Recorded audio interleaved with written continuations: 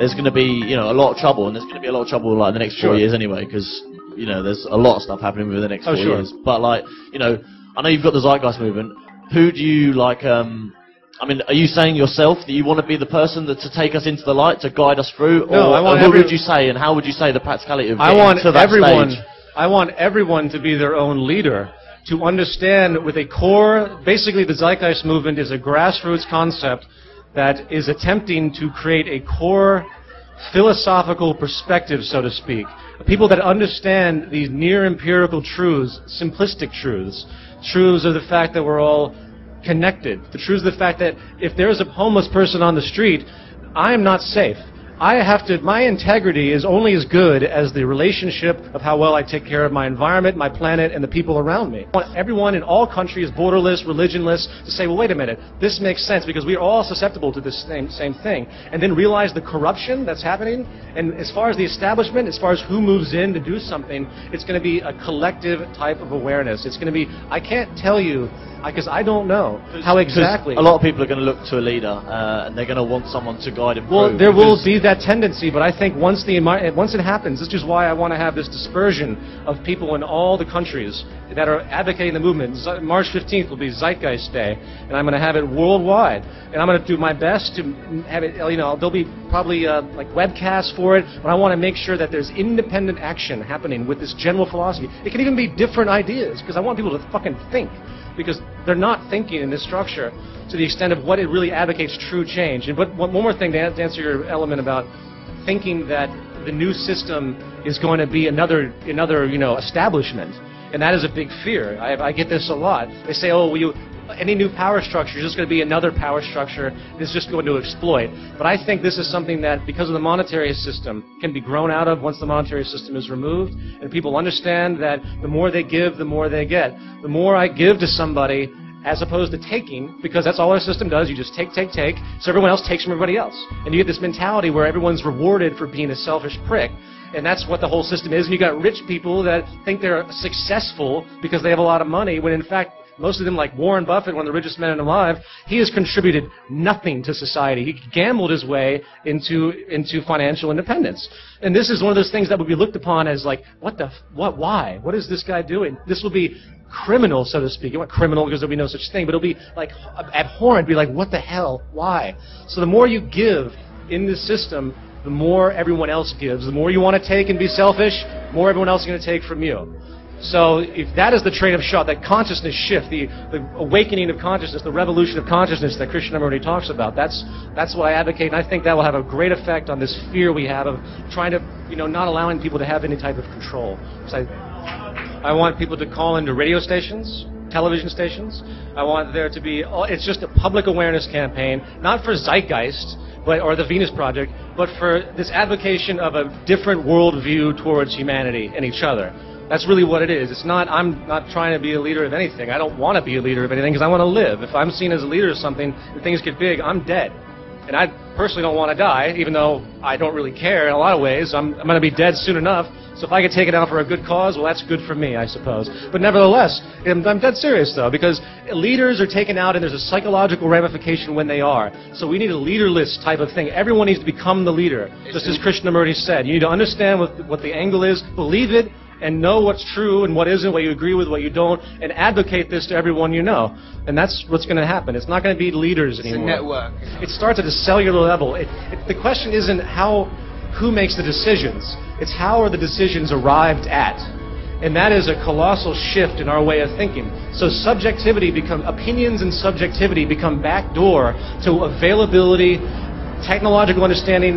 To put it into a terminology, it's the scientific method applied to human society, where we think about things scientifically as far as what's there, what we can do, and how do we maximize it, and profit is not, for example, the creator of things. They say profit creates incentive. It's necessity. And there's plenty of things we can think of that we can constantly produce things of immense value to us in a utility and even artistic sense. You know, there's so much stuff that we can do, but this system is parasitic and paralyzing, so, you know, to think that we can never have an abundance in this system, first of all, that we currently have. We can never have all the things. So it's so foreign to us that we have no idea how to even comprehend it. So back to your original point, and back to what she said, how does the planet dictate these things? Well, first of all, we figure out what's important. We figure out what's real. We figure out what we need. First of all, you have people starving in Africa who have dying of HIV. They don't have anything. And we sit here and bitch about tiny little things that go on. You know, people that complain about these nuances of government, they have no idea. They have no global perspective. So first we have to take care of the fact that we're not safe as long as people are dying in Africa. We're not safe on multiple levels as far as people are sleeping in the streets. First we take care of all the bare necessities. It's a step-by-step thing in that regard. Well, you'd use things like the internet. You could have people...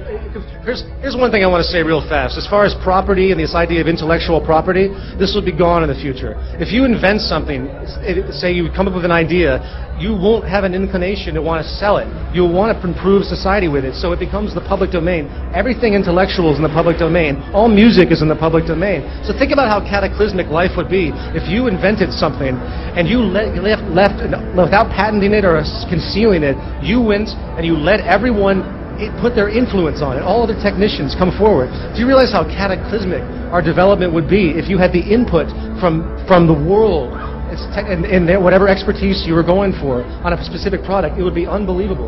It would be a cataclysmic shift if everyone actually worked together as opposed to fight.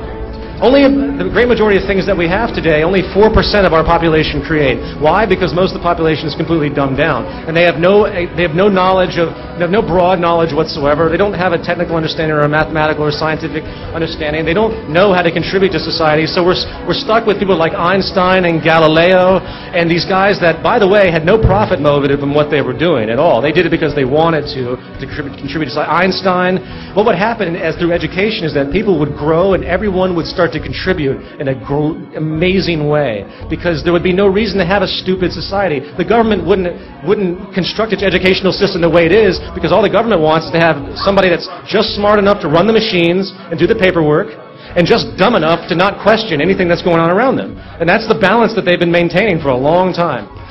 The most difficult thing to realize about this project is that you have to look at this entire system as its relationship to the planet. So the carrying capacity of the Earth and all the attributes on it come into relevance. It almost becomes self-evident after a certain point. First thing I will say is that a lot of the shit that we have, the materialistic stuff, has been forced into our culture. I would say 90% of all the technology we have is junk. It's garbage. The fact that we duplicate things like crazy, rather than making like one cell phone that lasts, 50 years, which we could do. But the market system refuses to do it, because in order to keep market share, you have to make shit out of bad materials. So naturally, planned obsolescence comes into play. Plus, they want planned obsolescence, such in automobiles, because they make more and more money. So the fact is that there's a duplication, a replication of things. There's such a tremendous amount of waste in the system that when you step back and look at what's actually what's a necessity of life, and I don't mean just like having bread and water, not at all. I mean a highly abundant system with all sorts of elements. The planet leads. With a highly system of all sorts of abundance, then the attributes of how we get this on a tangible utility, I'll answer that question in a second. On a utility basis, people will have a different relationship to the things that they have and what they use. So at that point, at that stage of awareness where people don't think of things, they don't look at themselves as representations of what they own and what they wear, and they look at themselves as far as what they think and what they do. This is a colossal change that will directly influence what is produced in our society tremendously and reduce a dramatic amount of shit that's produced and a dramatic amount of waste. 75% of all production on average is waste. Just blatant waste. And think about all the dumb shit that people own that you wonder why.